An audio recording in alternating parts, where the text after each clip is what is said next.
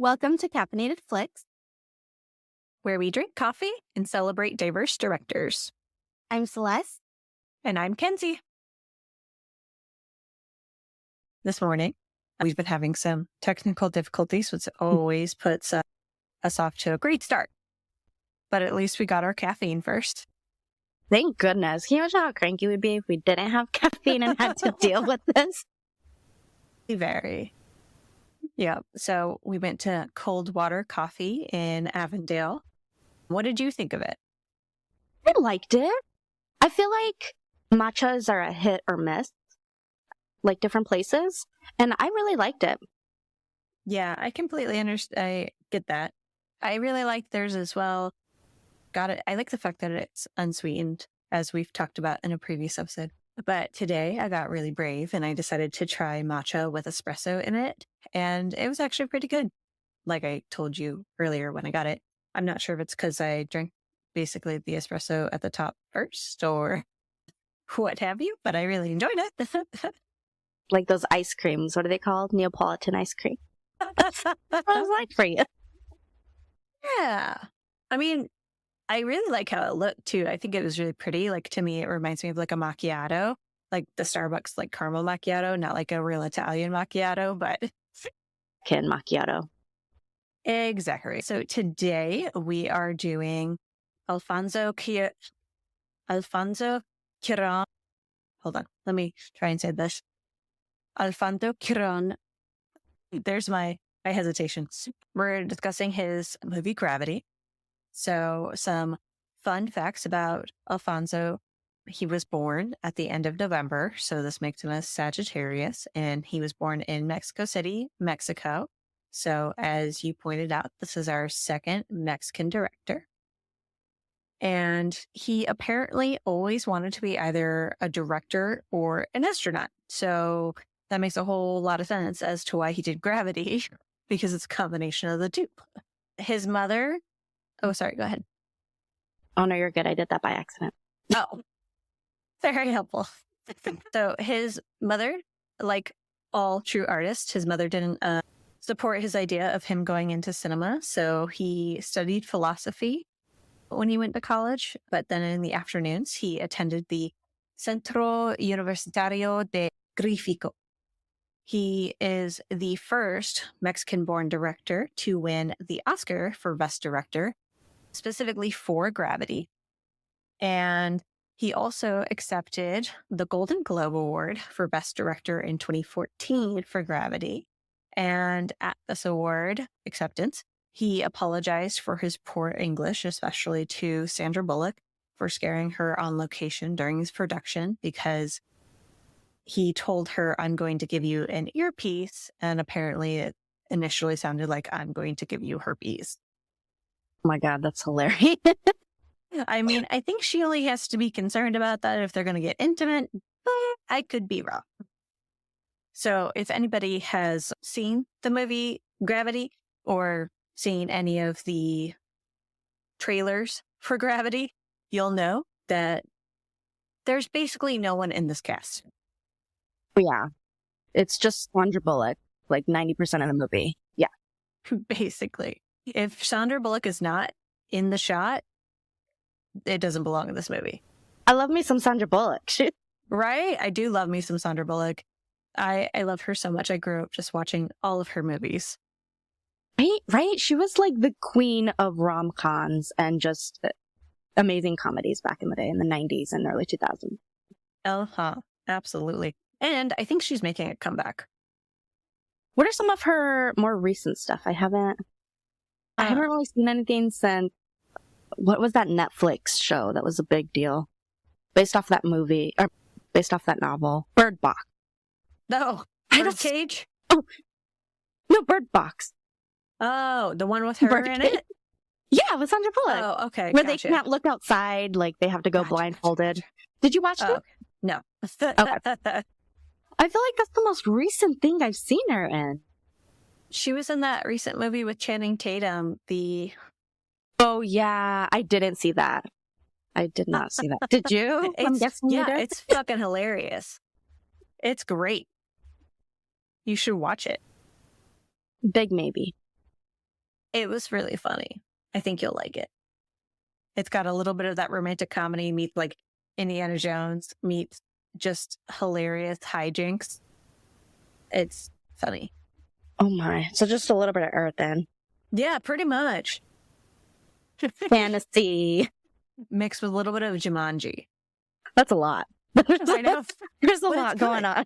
It's not too overwhelming, honestly. But anyway, so in this specific movie, as we mentioned, 90% of the movie features Sandra Bullock. And then about 10% of the movie is George Clooney. And a microscopic, like 0.05% includes Ed Harris, specifically his voice.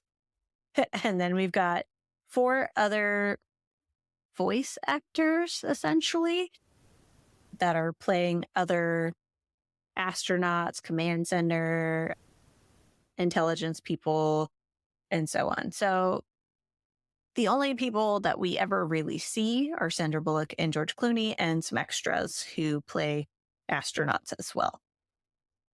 Just like their voices and then dead bodies. Pretty much. So shall we get into the ratings? Let's do it. Alrighty. All right. So I'll go ahead and do the 10 out of 10. Or did you want to do it? No, I was going to suggest you do it. Okay. All right. So 10 out of 10 is indeed the best space film ever done. This film transports you to space in every cinematic way possible. The visual effects are so brilliantly executed, it makes you wonder if they shot part of it in space. Incredibly effective, long takes throughout the film bring the realism and suspense that none other space film has ever done before. The acting is so subtle and engaging.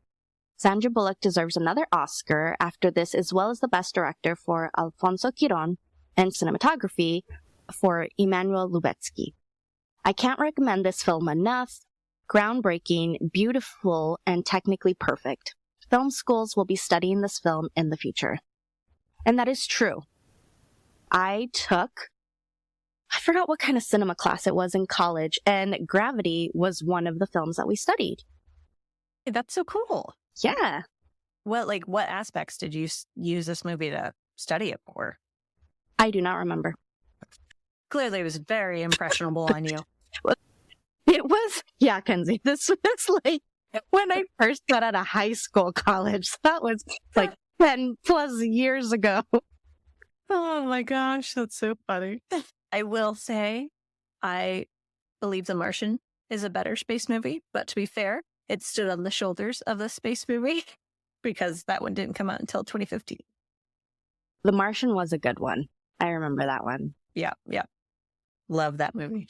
So, the 1 out of 10. I've seen this movie on IMAX 3D, and I think I would have rather eaten Nando's or have gone to the bar then watched Gravity. Gravity is a low-budget movie, and its ingredients are 2 high-paid actors, 4 to 6 voices, and the cheapest storyline of all time. No doubt, the special effects of the movie were very good, but other than that, there is nothing in the movie worth watching. I don't know why people have voted so much for this movie that after 140,000 votes, the ranking of Gravity is 8.5. I would say that the production of the movie was done in the bathroom of Universal Studios with some good special effects. So my suggestion is don't waste your money on watching how low budget this movie is, because this movie is not worth paying the money and wasting your time. The expectation from both the high paid actors were high, but after 5 minutes until the end of the movie, there was only one actor, Sandra Bullock, who has done her job as best as she can with the shittiest story of all time. This movie is the biggest blunder of 2013. Wowza. So I don't understand that Nando's comment. Is that like a food place in Canada? I feel like I've heard about it before. Sure enough. Let's see. I've heard of it, but yeah, I would have eaten Nando's beforehand. That's right. I've gotten Nando's peri peri sauce before. So it's like it's a South African flame grilled peri peri chicken and sauces. I'm even more confused now. It's very spicy food, essentially. But yeah, I don't understand. Yeah, nope. I'm not going to try and figure out what that person's trying to say exactly, other than the fact that they really don't like it. They think that the actors are good, but the storyline's crap. That is the gist of it. All right, shall we get into the movie? Do it. Okay, so the very opening scene, we have text on screen and it comes to us in waves. So at 600 kilometers above the Earth, the temperature fluctuates between 250 degrees and negative 148 degrees Fahrenheit. There's nothing to carry sound, no air pressure, no oxygen. Life in space is impossible. And here we have the title card, Gravity. We open to a view from space of Earth, and we get a conversation over the intercom system between astronauts and Houston. During this whole conversation, we're passively being introduced to George Clooney's character, Matt Kowalski, and Sandra Bullock's character, Dr. Ryan Stone. And there's also a third astronaut that's referred to. His name is Matt Sherritt. What I don't understand is, why is Sandra Bullock's character's name Ryan Stone? Like, I know that technically she gives an answer in the later on in the story, but Yeah. I'm like, was this supposed to be like an Aliens reference to where Sigourney Weaver's character was originally supposed to be played by a man, but then Sigourney Weaver tried out, and so she got the job, hence why she had like a dude's name? Like, I don't understand. Was this originally supposed to be a dude? And they were like, we've only got 6 people in the cast. We need at least one woman. Oh, yeah. Yeah, no idea. I don't either. So Sandra Bullock's character, Dr. Stone, is having some medical readings that are concerning to Houston. They're saying that her heart rate's elevated. She's feeling a little bit nauseous, and nobody can really figure out why. And this goes absolutely nowhere. I can't figure out why she's having these issues. I can't figure out what it has to do with anything. I can't figure out why she's the only one. Like, I think it's because isn't she the one with the least amount of experience? yeah. So everybody else like has more experience there, but I think she's fairly new. So I think it's just acknowledging that she's still adjusting and processing. At least that's how. Yeah. Yeah, I think you're probably right. I just am annoyed that it never came back. It is never really discussed. Like I'm mad she didn't puke up later on. Right. I wanted to see like floating specks of vomit. I mean, for this movie, it would make sense.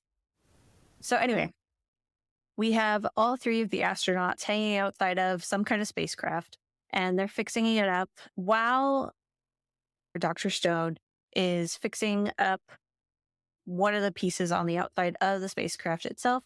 Kowalski is jetting around a little bit, and he comes up near her and he's trying to help her with something. And this is where we come to find out that she used to work at a hospital, and he asks her, you know, how do you like working at NASA? And she says she's excited because this allows her to continue her research. Once again, we never find anything out about that.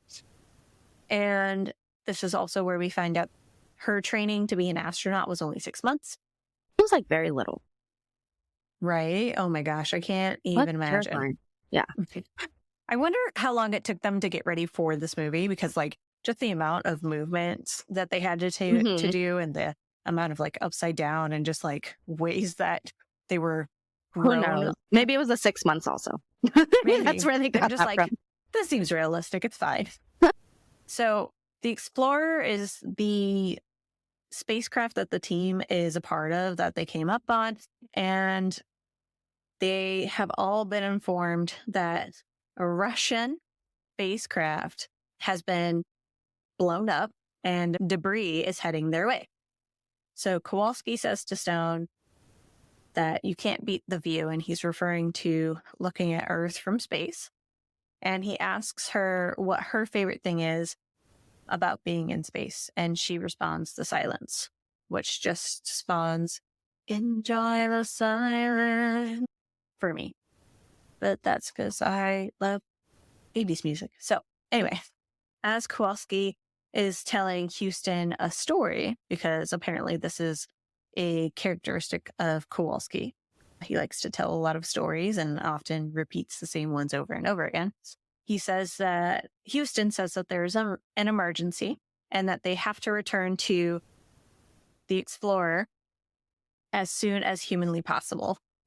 The Russians have shot that missile into one of their satellites, and the debris is heading straight their direction like a speeding bullet. Houston says the team should expect a communications blackout. Being in space is already terrifying enough to know that you can't communicate with anything or anyone. Right? I can't even. So, obviously, with shrapnel hitting them, chaos ensues, and the spacecraft that they are working on basically is blown to hell and continues to be deteriorated. Sheriff is the first one to be hit, and at this point in time, Dr. Stone is out on a ledge, and she then begins to spin out. She debris hits what she's on or at the end of, and so she ends up being severed from the craft that they're working on and goes into a tailspin. So Kowalski instructs her to detach from the piece of metal, and she finally does, but she continues to spin. Kowalski keeps asking her, what's your location? What's your location? What's your location? But she can't tell him. She says that she can't breathe. She can't focus. She doesn't know which way is up, essentially, because she's spinning out of control. And all of a sudden, she almost blacks out for a second. And then she comes to after a few beats and she snaps out of it.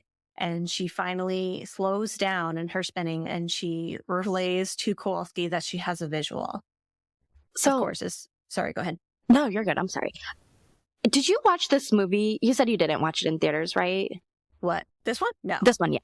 I can't, just watching it on a regular screen, that scene gave me, such anxiety and put my stomach in knots. I can't imagine watching it in IMAX and being forced to watch that.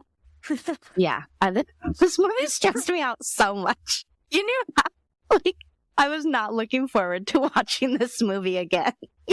Oh, yeah. I understand that. I've got this weird, claustrophobia where it's even though you're in, this vast open space, if you leave the very intimate confines of either your spacesuit or your wetsuit, you will die. That gives me intense claustrophobia and, anxiety. Yeah. So where was I? Oh, so she begins calling out, saying that she has visual.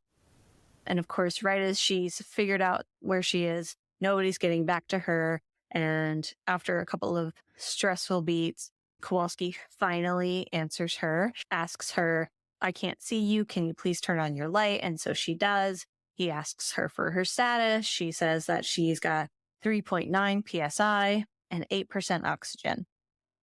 He advises her basically that she needs to chill the fuck out. That would cause me to stress out even more. It's that classic, right? You need to calm down. Yeah. So he finally makes it to her because he's propelling himself through space. He's got this fancy little astronaut jetpack. And he reaches her, he tethers himself to her, and she's so panicked because he's like, okay, now that we're tethered, I gotta push you out and you're gonna follow me wherever you go, I go. And she's so panicked about him letting go of her. And he's like, I'm not leaving you. You're fine. And so then they start heading back to the Explorer, and he tells her that she needs to set her clock to 90 minutes. She then reads out 6% oxygen, and she asks, why 90 minutes? And he does some very quick calculus in his head and says that based on the readings from Houston, that in 90 minutes, they will have a bigger issue on their hand based on the Russian satellite space debris. They come upon Sheriff once they reach the spacecraft that was obliterated that they were working on. And all of a sudden, Sandra Bullock's character is supposed to grab Sheriff, and she can't get a hold of him. And so they spin around, and Kowalski saying, hey, I can't keep everything straight with you two yo-yoing. Finally, after she struggled so much, she grabs a hold of him. They're able to get their bearings and get stable. And they look at Sheriff's face. His helmet is completely bashed in. Part of his face is caved in like a 3-day-old pumpkin after Halloween. And then they see a heartbreaking photo of his family. Sandra Bullock's character, Dr. Stone. I suppose I should be calling her Dr. Stone. Dr. Stone reads out 5% oxygen. So they reach the Explorer. They see that all of the windows are busted in and trinkets are flying everywhere. We get this little teeny tiny funny gag where we have a Marvin the Martian toy floating around. And then a tiny jump scare of a body of one of their coworkers pops out of the darkness. And we see that there are about 3 other corpses around. And then for historical documentation, Kowalski reads out over the communication system that mission specialist Dr. Stone and mission commander Kowalski are the sole survivors of the Explorer. Kowalski instructs that they need to make it to this International Space Station. They need to use the Soyuz. They need to use the Soyuz for re-entry into the Earth's atmosphere. And Dr. Stone reads out 2% oxygen. Kowalski relays to Dr. Stone that he's going to miss the sunrise the most, and he's referring to the sunrise over the Earth from space. And he asks Ryan where home is, and she responds, Lake Zurich, Illinois. He does some quick calculus in his head again, and he asks what the good people of Illinois are doing at 8 p.m. And she says, I don't know. And he says, well, what would you be doing? And she says, I'm slowing you down. Just leave me, because she's at 2% oxygen. And he says, come on, what would you be doing? And she very solemnly says, listening to the radio, any music, as long as she doesn't have to talk. And he asks if there's anyone down there looking up at her, if there's a Mr. Stone by chance, anybody special. And she just responds, nope. But she had a daughter. She was 4. And then one day when she was at school, she fell and hit her head, and that was it. Ever since then, all she does is get up, go to work, and go home. And That's so sad. I know. And I was thinking how, especially in films and shows, like, I feel like when people, or like we see, you know, someone pass away, or someone mentions like a child that passed, or just anyone in general, it's always something like a car accident or, you know, something tragic like that. Mm-hmm. But I don't think we realize how often, you know, children pass just from daily things, like everyday things. And it's so sad. And also, I don't think, was her name ever mentioned? Did she ever mention her daughter's name? I don't think she did. Nope, she just describes her. Mm-hmm. Anyway, so Kowalski says they've got good news and they've got bad news. The good news is he knows where the Russians keep their vodka. The bad news is he's going to be about 10 minutes short of the... 1 second. I have it written down. So he's going to be about 10 minutes short of breaking Anatoly Savoyev's AVA record. And he's a little bummed about this because this is his last mission into space. So some beeping commences, and we realize that Dr. Stone's suit is letting them know that she is pretty much out of O2. And he tells her that she needs to sit. He's like, you need to take this in like it's a glass of wine instead of a glass of beer. Wine, not beer. Which I think depends on the drinker. I mean, some people drink wine like beer. This is true. And I think it depends on the wine, doesn't it? Yes, I would think so. But I, for one, am not a sipper. I'm a drink it. Oh my gosh. I love that. So they are right outside of the ISS. And he hits his little jetpack with the last bit of fuel that he has and the two of them ram into the ISS, and they're both struggling to grab a hold of anything. This is probably the most annoying thing of this entire movie. Nobody can grab a hold of anything. That's always frustrating when you're watching movies like this and you're like, why don't you just grab it? Like you're yelling at your screen and you're so frustrated with them. Yes. It's so annoying. And also, I thought he caught onto something already. It was she that was like banging around. I know. I think he did. And then she banged into him and then he let go. So it's her fault. Yes. While they're fumbling, the tether that was holding them together breaks and she's just fumbling through the ISS. And all of a sudden, some ropes wrap around her leg and she grabs a hold of Kowalski's tether with her hand. But then he sees that he is pulling her further out of the ropes themselves. And he then unhooks himself and he just floats out into space. He then proceeds to guide her into the ISS. She's getting lightheaded because she's breathing in a CO2. And he basically dies out in space. What would he die from? Just a lack of CO2 then? Oh, you mean O2? Or O2? You tell I'm a science person. At some point in time, he would run out of oxygen and then he would breathe in too much CO2 and then he would die from carbon poisoning. That sounds awful. It sounds like an awful way to die. Yeah. Additionally, I don't know when or how, but I think he might freeze to death too because space is cold, and I don't know exactly how their spacesuits are. Hi, Tiny. Can you hear her? Oh, yeah, I heard her during... You were talking about something, and it was... Tiny did not like what you were saying. I don't know if you were with both the cats, because they were just going at it in the background. Oh, no. I didn't even hear that. That's so funny. Anyway, so yeah. I don't know exactly how the suits are insulated, if it's regulated by a specific thing, but I think he might freeze to death also.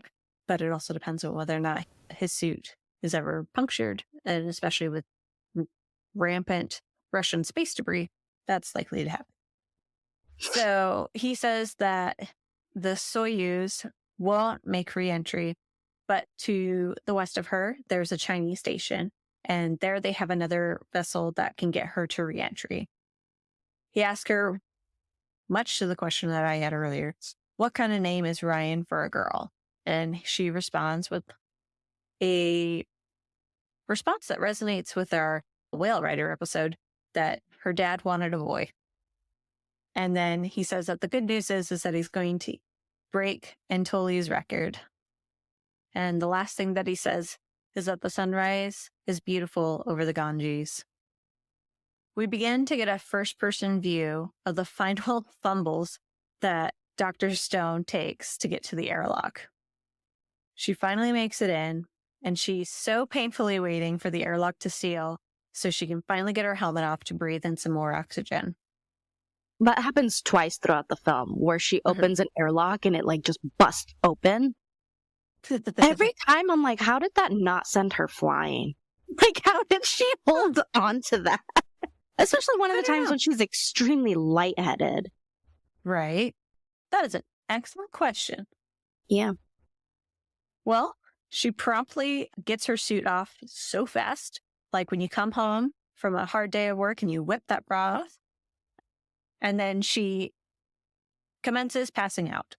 It resembled like a baby in a womb. I know. Did you see that too? Yeah. Like a little umbilical cord, and she's cradling like a little baby. I'm like, oh, okay. Yep. It also gives Alien vibes too. Like if you've ever seen the horror movie Alien, I believe Sigourney Weaver's character Ripley also has a very similar position at one point in time. So later we see her floating through the station as she's passing through. There's an electrical section. That begins to sizzle, and all of a sudden we see a small fire begin to start. She reaches the communication setup and she tries to call out to Kowalski. She's pleading with him to talk to her, and then after several pleas with no response, she reaches out to Houston and she stares out the window at Earth. Right as she asserts that she's the sole survivor of the Explorer, alarms start to go off in the ISS, and the sparks that we saw just a little bit ago have launched into a full-fledged fire. She initially tries to put it out with the fire extinguisher on board, but there's absolutely no success with that. In fact, she gets knocked out very briefly. So then she just quickly gets to the Soyuz. She quickly gets into the Soyuz, and she straps herself in as the ISS begins to explode above her. She's going through the manual to manually undock herself, and as she had told Kowalski earlier, she had never successfully flown the Soyuz during her training. She had always crashed it. So she's going back to her manual route. Right? Okay. That's another part I found very confusing. Like, I'm sure you have to go through a series of, tests and exams to be able to become an astronaut. I don't know what the process is. But I would imagine that they would want you to succeed at during every process. Like, you can't fail anything or else you don't go kind of thing, right? Wouldn't you think that would be the process? You would. Like, why would they send her out there if she's not capable of flying this thing or she crashes it every time? You know what I mean? Right. Well, and I think that's the other thing that I'm really curious about is she said earlier that NASA was funding her project, but I'm really curious as to what that project was, and generally if they're going to rush somebody's training, it's because they have a specific expertise, but we never get into any of the specifics about her expertise. Mm-hmm. Who knows? Who knows? But anyway, she's the sole survivor. I'm sure they never expected this to happen. So maybe they didn't think that she would ever be alone. So they're like, she knows most of it. But so after she successfully undocks herself, she checks her watch and she sees that from the 90 minutes that Kowalski told her to set her watch to, she has 7 minutes to get out. And of course, as to be expected, right as she begins to pull away, apparently the Soyuz's parachute was released unbeknownst to her, and she begins whiplashing around the ISS in the Soyuz. She turns off all the alarms. Oh, sorry, go ahead. Oh, no, you're good. I was just so annoyed at this that they don't have out of all those 50 million buttons in there's not a button to press to release the parachute. Why? Why? What I love about this is this movie is essentially the worst scenario for the worst scenario of the worst scenario of the worst scenario. Yeah, it's all what can go wrong will go wrong. Pretty much. It's quite great, But imagine that NASA would prepare you for the worst scenario possible. Especially if your lives are at stake. I mean, the only thing keeping you safe is a spacesuit. Oh, goodness. Oh, Lordy. Where am I at? 7 minutes to get out. Oh, okay. So she's whiplashing around the ISS. She turns up all the alarms and she realizes she's stuck. She very quickly gets into the spacesuit and heads out of the Soyuz and into the unknown, essentially. And she's grabbing a hold of the outside of the Soyuz and trying to unhinge herself from the ISS before the debris gets there. So basically, we've got a clear sky with a chance of satellite debris. Right as she gets to where the parachute is attached to the Soyuz, she removes the very first lug nut, and that's when she sees this shitstorm ahead of her. The satellite debris obliterates the ISS. Somehow, though, it misses her. But anyway, it frees her, and after that, she's able to get straight back into the Soyuz. And after stabilizing, she finds the Chinese station, the Tiangong, and does a lot of scribbling, which we can hear, but we can't see, and heads straight that direction. Or at least so we thought. Right as she hits the rockets go boom, she realizes she's out of fuel and is going absolutely nowhere fast. Remember when I told you that space is cold? This is where we get proof of that because frost starts to come over the windows. Yep. So she starts calling for help. She's clearly calling every radio frequency there is. And she gets somebody on the radio. She's not sure who it is. I think she might have thought that maybe it was like the Chinese station or something like that. She keeps saying, Mayday, Mayday, Mayday. And as she's talking to this person, all of a sudden she hears a dog in the background. So she knows that this person's on Earth. So she's not going to get anywhere fast still. She has a conversation essentially to herself, sort of addressed at this person, but she says that she's going to die. She knows that everyone's going to die, but she's going to die today. And even though she knows that she's going to die at some point, she's scared right now. She's really scared. And right now, there's no one to mourn her or pray for her. And she asks the man that she's talking to if he'll pray for her, because she doesn't know how to pray. She was never taught how to pray.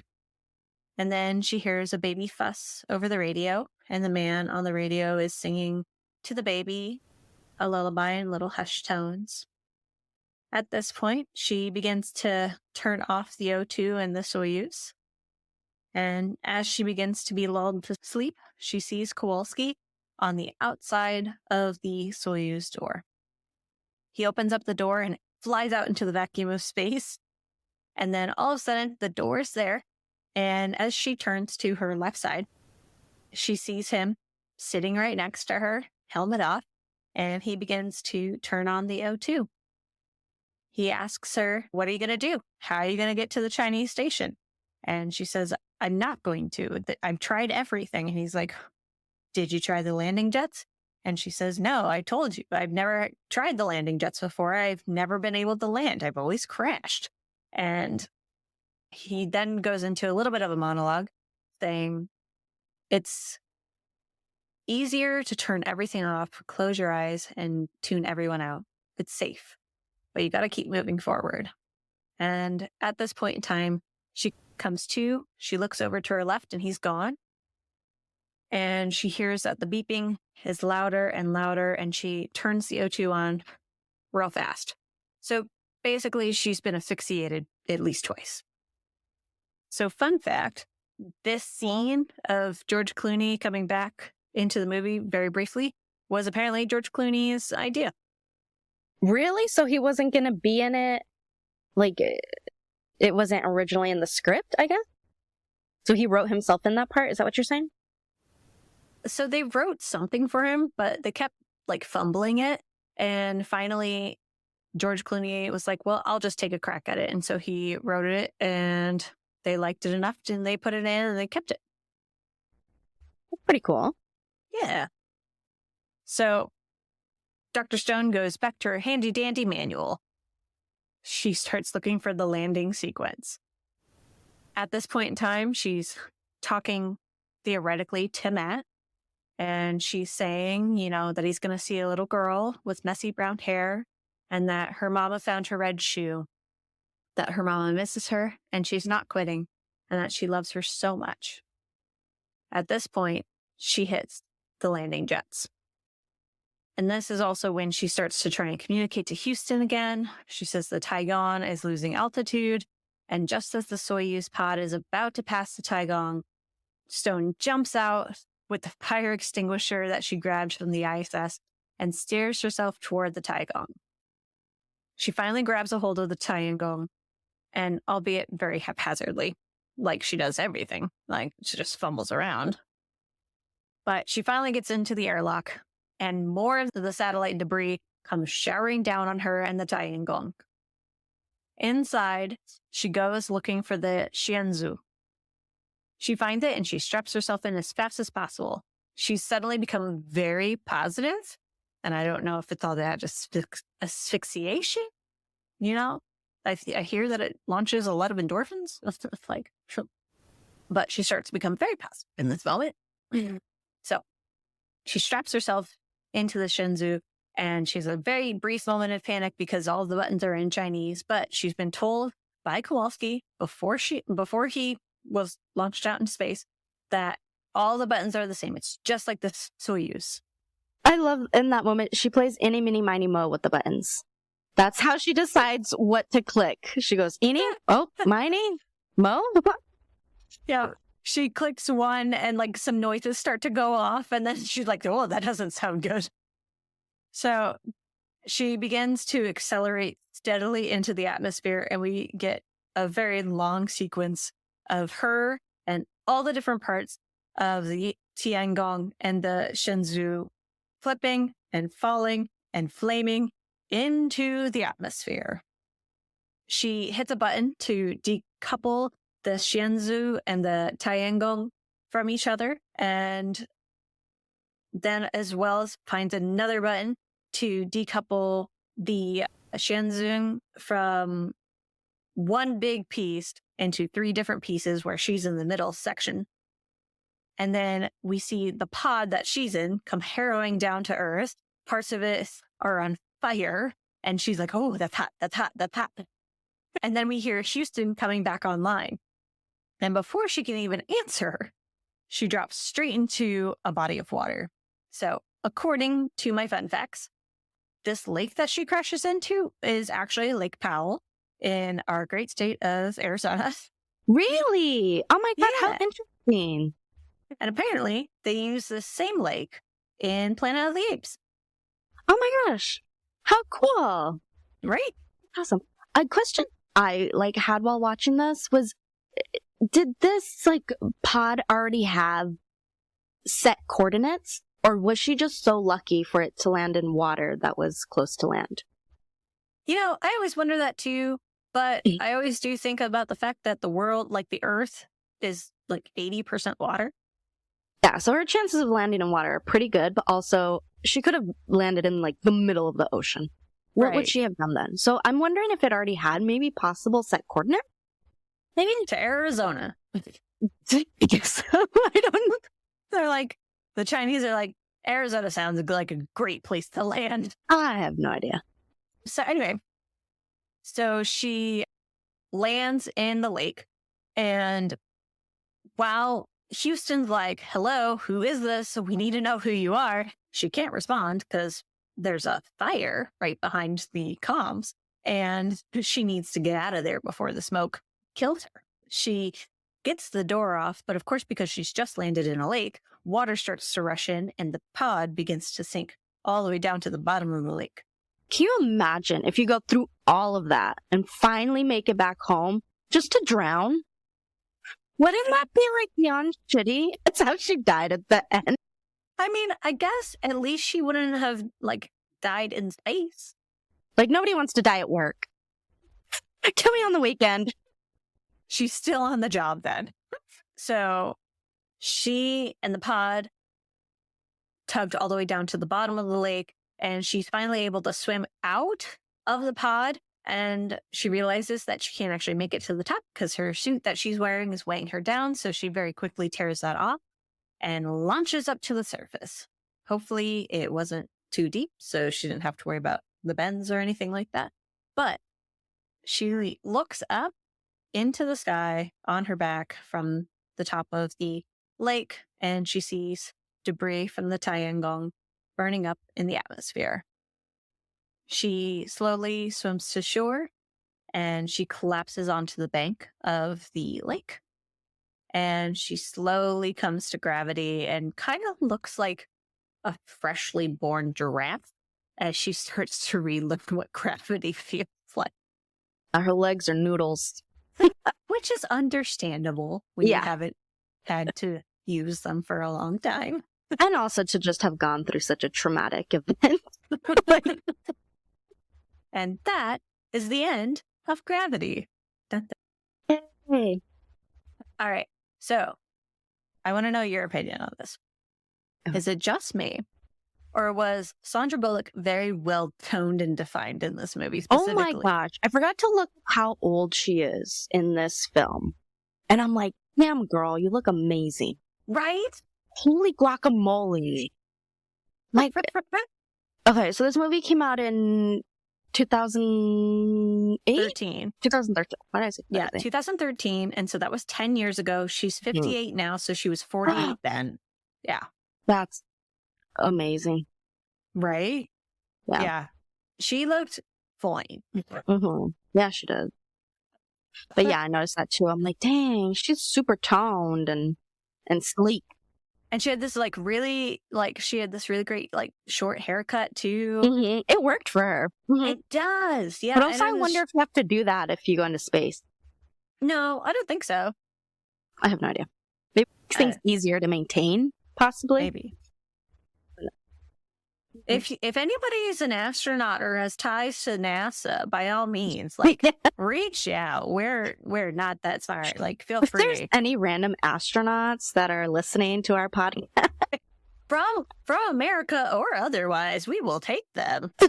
Okay, so random thing I learned recently this past year is that there is we have a Space Force, which is a military branch. Did you know that? Yes. You did? Is that common knowledge? No. Okay. No, I just know that barely. I don't know why I know that, but I know that. And I'm trying to remember if it's new or if it's really old. I can't remember if it's something that Kennedy put together when he was putting together the launch to the moon, or if that's relatively new in the discussion about the international space alliances and whether or not space can be monetized and manipulated and capitalized, et cetera, with everybody going to Mars all of a sudden. I can't remember. I have no idea. I just recently learned it existed at all. I'm like, what is the purpose of it? I'm like, are there space wars? What is this? I'm sure there will be. People's desire for power, money, and land and property and knows no limits. Nope. It has no boundary. So, in terms of the Bechdel test, as we mentioned, this movie has a total of 6 actors, and 2 of them are female. 1 of them is named. And no, they do not talk to each other at all. So.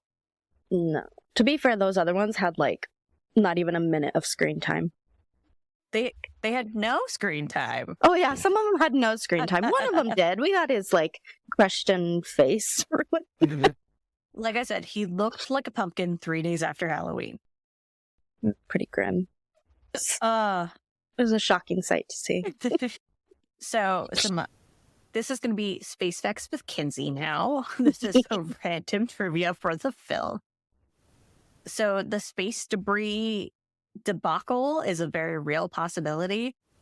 I actually heard, I think in my NPR science podcast this last week or two, that there's a concern about all the space junk that we throw away, essentially, because there's so many satellites and broken down vehicles and just pieces of metal that have gone into space. What kind of problem are they going to cause? But what? Are we polluting space like we pollute the oceans? Is that what you're saying? We're getting ahead of ourselves, is what I'm saying. Oh my lordy. So this is a real possibility. The scenario is known as the Kessler syndrome, named after the NASA scientist Donald J. Kessler, who first proposed the theory in 1978. A cascading Kessler syndrome involving an object the size of the International Space Station would trigger a catastrophic chain reaction of debris.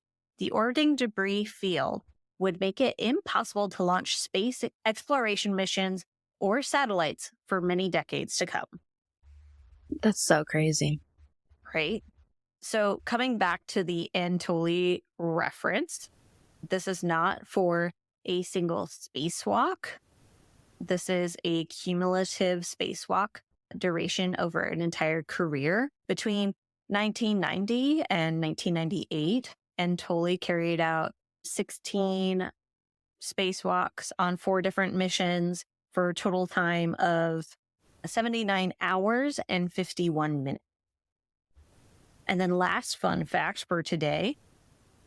At around 3 minutes and 50 seconds of the opening scene, Kowalski flies very closely to the camera. Astronauts holding a movie camera and a boom mic appear to be reflected in his helmet visor. This is an in-joke by Alfonso. The production crew's reflections were added by the CGI to make it look like the scene was actually filmed in space, and that this was a post-production team who failed to digitally paint out those reflections. There's always people who are going to point those out. Right? That is how much Alfonso wanted to be an astronaut. Yeah. Mission completed. So I know that you hated this movie because of the way that it made you feel. Yes. But did you like anything else? That largely influences my rating. I can't imagine why. I mean, I really liked Sandra Bullock's acting in it. She did a really good job. And George Clooney, I feel like he's another one of those actors that plays himself. He's like, is that just me? Like, I mean, I know he's a very well-known, iconic actor, but like, he plays himself. He's just like this charming, very good-looking man in everything he does.